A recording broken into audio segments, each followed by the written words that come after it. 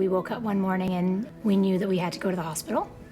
And he was born roughly 48 hours later.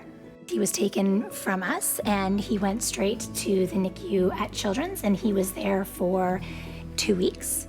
And then he was transferred to the NICU at St. Paul's Hospital. Once he was able to feed and had kind of cleared all of their tests, he was released to us. And we went home and kind of started our journey with him.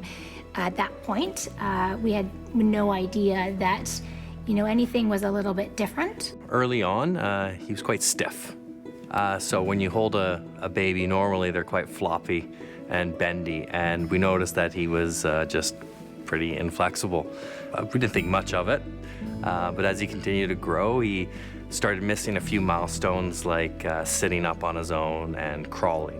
With children who are premature, it's a bit of a waiting game.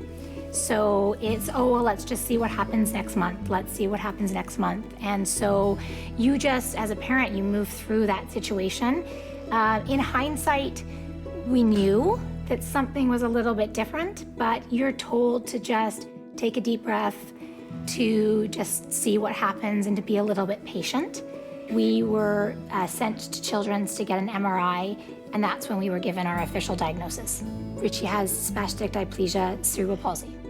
So you start to do a lot of education, reading, learning, to try to figure things out.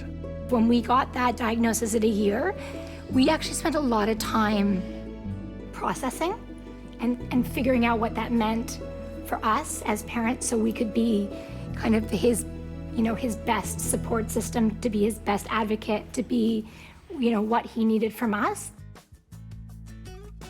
He's just probably the most determined kid that I know. He goes for it. He doesn't let anything slow him down. If he can't do something, he figures out a way to do it. He's in a walker, which is a bit bulky, but he figures it out. He's zipping around the house now. He's a very bright little guy. He's interested in books and very imaginative and very determined. He works so hard.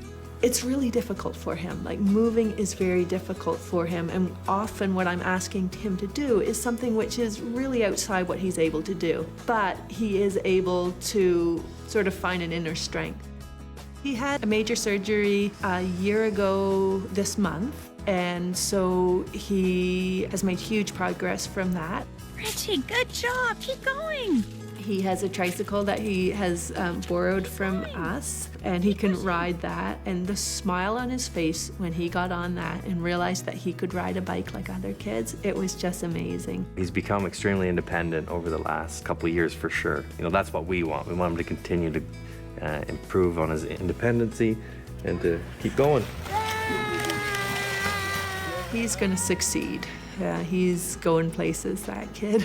What are we going to do after this? We have been with the BC Centre for Ability since Richie was 6 months old. Over the last 4 years, they have provided Richie with the support he needed to learn how to sit, crawl, walk, and even ride a bike. They have been there every step of the way. And Catherine has taught him that rather than having a disability, he actually has the ability to do whatever he puts his mind to. And for that, we are indebted to the centre and everybody who's helped Richie along the way.